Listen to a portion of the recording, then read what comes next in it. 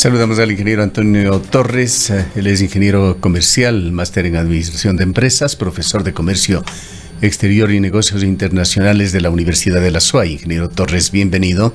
El gobierno de Guillermo Lasso tuvo una de las promesas electorales de reactivar la economía ecuatoriana y dentro de sus planes están los acuerdos bilaterales y acuerdos de libre comercio con varios países del mundo. Mientras Ecuador enfrenta una serie de problemas que han llevado a un deterioro de su imagen internacional, reflejada entre otros índices por el riesgo país, que el día de hoy se encuentra aún en 1.326 puntos. Quisiéramos preguntarle cómo ve la situación de Ecuador en este tema, en el tema de comercio internacional, en las posibilidades de que esto incida significativamente en una mejora de la economía ecuatoriana. Bien, muy buenos días. Muchísimas gracias por la entrevista. Buenos días a todas las personas que nos escuchan y nos ven. Bien, realmente la inversión extranjera directa, el comercio exterior es fundamental para la economía ecuatoriana, debido a que la economía ecuatoriana, como toda economía, tiene que crecer obligatoriamente por las necesidades que tiene que suplir. Pero nosotros tenemos una pequeña desventaja allí, de que no generamos moneda propia. La dolarización evita que generemos moneda propia y generar moneda propia tampoco es la solución. Partamos de ese hecho. Entonces, ¿cómo puede crecer la economía ecuatoriana si no podemos generar moneda propia? Es a través del ingreso de dinero del exterior, porque la otra forma en la que podríamos sostener, por ejemplo, la dolarización a largo plazo sería a través del consumo interno. Pero lamentablemente el consumo interno del país es muy poco. Somos un país pequeño en términos económicos, en términos poblacionales. Hace poco recién rebasamos la barrera de los 18 millones de habitantes y hay ciudades en América que tienen más de 25 millones de habitantes. Y nosotros, todo un país, apenas tenemos 18 millones de habitantes. Y 18 millones de habitantes con un nivel económico medio o bajo inclusive. Entonces, el consumo interno, el consumo de los ecuatorianos del día a día, tampoco puede sostener una dolarización a largo plazo. Por lo tanto, lo que puede mantener la dolarización, lo que puede mantener la economía del país, son las exportaciones, por un lado, y por otro lado, la inversión extranjera directa. ¿Cómo ve usted el tema internacional muy complejo ahora por la guerra en Ucrania, los efectos que está teniendo en otros países, alta inflación en la mayoría de países del mundo, decisiones también que van ligadas a la moneda que se usa en Ecuador, al dólar? Recientemente la Reserva Federal de Estados Unidos llegó a realizar un alza que es muy significativa de 75 centavos en las tasas de interés. Y todo esto tiene efectos internacionales en general y bastante más directos en economías dolarizadas. Así es, Gustavo. Como usted bien lo dice, estamos con una situación muy compleja a nivel mundial. No es solamente un problema ecuatoriano, es a nivel mundial, es generalizado. Estamos con una pésima recuperación pospandémica. Se supone que la economía iba a recuperarse en el año 2021 para recobrar los stocks perdidos en el 2020, lo que no se consumió, lo que no se comercializó en el 2020, iba a comercializarse en el 2021. Y si bien empezó a recuperarse la economía durante ese año, pero la guerra de Rusia y Ucrania lamentablemente ha causado efectos negativos en esa recuperación, lo cual ha limitado el crecimiento económico no solo de estos dos países, o no solo de los países de la región europea, sino en general del mundo. Tanto es así que, por ejemplo, el Fondo Monetario Internacional también ya redujo el análisis o la proyección de crecimiento económico en estos días a nivel mundial. Inclusive eso obviamente termina afectando al Ecuador. Otro problema que tenemos es la revalorización del dólar, que si bien estaba proyectada ya por los Estados Unidos como una herramienta para frenar la alta inflación que tenía, pero se realizó antes de lo previsto. Este aumento de las tasas por parte de la Reserva Federal de los Estados Unidos estaba previsto, si es que la economía no reaccionaba bien, para fines del 2022 o inicios inclusive del 2023, pero se lo ha tenido que realizar ya. Otro problema es que frente al dólar es que las economías de los países emergentes, de los países más pequeños, han devaluado sus monedas. ¿Por qué? Para poder atraer, por ejemplo, inversión extranjera, para poder atraer negocios, porque los capitales internacionales estaban migrando hacia economías más seguras o hacia productos más seguros. Entonces los países emergentes devalúan también sus monedas, lo cual empuja más al dólar. Al empujarle al dólar, claro, esto afecta a las importaciones de los países que no tienen dólares como moneda, que es la mayoría de países, por ejemplo, de América Latina, que son socios importantes comercialmente. Pero eso también nos resta competitividad. Por ejemplo, en las exportaciones de banano, que es uno de los principales productos de exportación del Ecuador. El banano, que se comercializa en dólares por parte del Ecuador, se encarece. ¿Qué hacen los países importadores? Por ejemplo, en Europa, en donde ya de por sí todo está caro. Entonces, toman la decisión de comprar banano a otros países que no tienen moneda dolarizada, por ejemplo, países africanos, países centroamericanos inclusive, que tienen monedas que han podido devaluarse, en donde los productos en relación al dólar están más baratos. Entonces nos afecta terriblemente también a nuestras exportaciones. Como usted bien lo dice, estamos con una crisis generalizada a nivel mundial, también en Europa, en donde se ha encarecido una serie de productos por el tema de los combustibles.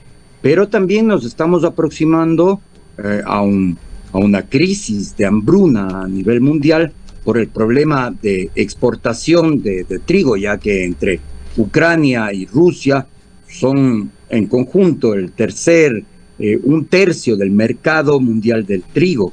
Entonces, también nos estamos aproximando a una crisis de hambruna. Hace poco se firmó un tratado de buena fe entre Rusia y Ucrania para poder mejorar las exportaciones de este producto, especialmente hacia el África, y evitar de esta forma esta crisis humanitaria que posiblemente de todos modos se va a dar en los próximos meses. Ingeniero Torres, un poco hemos visto el panorama mundial, el panorama internacional y cómo esto influye tanto en Latinoamérica como en nuestro país, pero ¿qué pasa internamente en la economía ecuatoriana? Acabamos de tener unos 18 días de paralización, ha habido conflictividad política que además elevó muchísimo el riesgo país, que al parecer ha habido un intento de estabilizar, ha bajado, quizás no lo que se esperaba o lo suficiente, pero ha habido quizás ahí algún avance. Pero sería importante hacer un análisis sobre la economía ecuatoriana, sobre la propuesta, sobre todo del presidente Guillermo Lasso, en este contexto complejo que usted nos expone. Bien, el gobierno del presidente Guillermo Lasso inició con muy buenas intenciones respecto al tema de la economía. Recordemos que en el 2021 se lanzó la ronda Ecuador Open for Business, que pretendía atraer más o menos 30.000 millones de dólares para los 4 años de gobierno. Sin embargo, el gobierno en su manejo económico privilegió el pago de deuda externa antes que el pago de deuda interna e inclusive del tema social, lo cual desencadenó en las protestas que pasamos hace poco, que si bien son parte del clamor popular, no es la mejor forma en la que se puede realizar un reclamo, porque esto, por ejemplo, le ha significado al país más de 1.000 millones de pérdidas, especialmente en el sector exportador y de servicios, lo que, lejos de solucionar el problema, ha ahondado la crisis en el país. Lamentablemente, después de esas buenas intenciones del 2021, en donde se firmaron, cierto es, importantes acuerdos comerciales en esta ronda Open for Business. Sin embargo, como digo, no hay una fuerza política, no hay una estrategia política que permita consolidar esas intenciones. Por ejemplo, la ley de atracción de inversiones fue archivada por la Asamblea, y cualquier intento de propuesta de ley para el desarrollo económico se ha convertido más que en un tema técnico de desarrollo económico, de economía, se ha convertido en un problema político. Y cierto es que la mayoría política que existe en el Congreso ha evitado que se aprueben este tipo de leyes.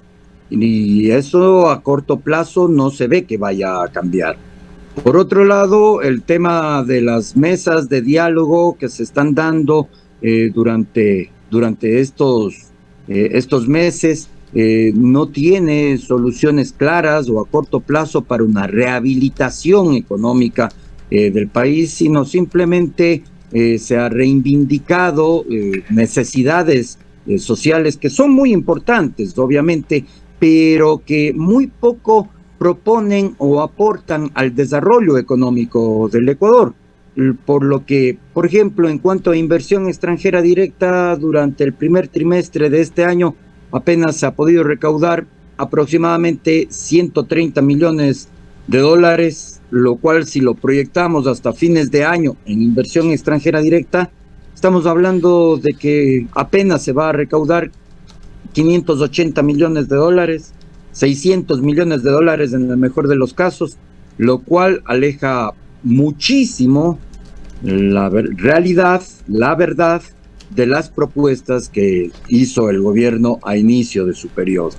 Y por la falta de gobernabilidad, por la falta de fuerza política, por la falta de negociación del gobierno, se ve muy pocas perspectivas positivas para el desarrollo económico, si es que no existe un cambio fundamental en las intenciones de los poderes del Estado, en donde todos tienen igualdad de responsabilidades, igualdad de ejecución en el desarrollo del país.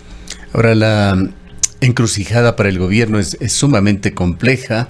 Los desequilibrios sociales justamente motivaron el paro y obligaron al gobierno ahora a sentarse y dialogar de varios temas bastante complejos: la reducción, el congelamiento del precio de los combustibles, la perspectiva de focalizar el subsidio, el control de precios en productos de primera necesidad, subsidio a insumos agrícolas, condonación de deudas con bancos del Estado, también con bancos o mutualistas privadas, que es lo que se está negociando, disminución de los intereses en crédito, etcétera, etcétera. Un listado bastante costoso y complejo. Y por otra parte se exige, y con razón, mayor atención al área social. Recién hoy dábamos en titulares de que hay 750 millones de dólares que no puede pagar el Estado ecuatoriano entre el Ministerio de Salud y el IES a los proveedores de medicamentos e insumos, exacerbando esa crisis de la salud que también se vive. Hay, por otra parte, un evidente bloqueo legislativo sin esperanzas de que proyectos que pueda proponer el gobierno vayan a ser aprobados en la Asamblea. Esa es la coyuntura que vivimos en el país y la gran encrucijada del gobierno. ¿Cómo salir de esto para buscar mejores perspectivas en materia de economía? Bien, primero que nada pasa todo principalmente por el tema político. Como decíamos hace un momento, se pueden proponer una cantidad de leyes, pero si no hay la voluntad política de buscar mejores días para el país, muy poco se va a poder hacer. También la falta de poder de negociación, la falta de estrategia negociadora por parte del Ejecutivo es escalofriante, por decirlo menos. A veces parece que el mismo gobierno está autosaboteándose en algún momento, por ejemplo, con el manejo del paro nacional hace pocas semanas. El mismo gobierno no atina a dar respuestas políticas, estratégicas, que le permitan solucionar estos problemas de negociación con los otros poderes del Estado y poder lograr coyunturas de desarrollo. Este es el primer problema, el manejo político del país. porque recuerde usted que siempre ronda el tema de la muerte cruzada por los pasillos tanto del Congreso, de la Asamblea Nacional como del Gobierno Central. Existe también la perspectiva, la idea del regreso de presidentes que ya salieron del país, que ya pasaron, pero que se sigue trabajando tal vez en favor de ellos, de Rafael Correa específicamente, y esto es una situación definitivamente que no aporta a la tranquilidad en el país, ni a corto ni a largo plazo, mucho menos. Esta situación no permite hacer negocios tanto de inversión extranjera como de exportaciones, de contratos, de importación, exportación a largo plazo. Entonces es un problema político muy grave. El otro problema es el de la economía interna en cuanto al desarrollo especialmente social, al desarrollo en salud, al desarrollo en educación, al desarrollo en alimentación de muchísimo de nuestra población del Ecuador, lo cual también es un polvorín que está siempre latente. ¿Cuáles son las soluciones al respecto? Primero, lograr una coyuntura política, lograr una estabilidad política que permita desarrollar leyes, que permita desarrollar planes a largo plazo, porque, por ejemplo, temas como la inversión extranjera directa no se atrae simplemente porque el país sea bonito, porque el país sea agradable. Se atrae siempre que exista una estabilidad política, una estabilidad legal a largo plazo que permita jugar con reglas claras, que permita hacer inversiones a largo plazo con reglas claras, porque lo que se quiere hacer con una inversión extranjera justamente es obtener ganancias. Nadie invierte simplemente por buena voluntad. Lo que se busca son ganancias, definitivamente. Ahora, hay un grave problema de seguridad jurídica en el país. Todo eso suma a ese riesgo país que habíamos mencionado. Queremos agradecerle por su presencia, ingeniero Torres. Muchísimas gracias y buenos días. Ingeniero Antonio Torres es profesor de la Universidad de la SUAY.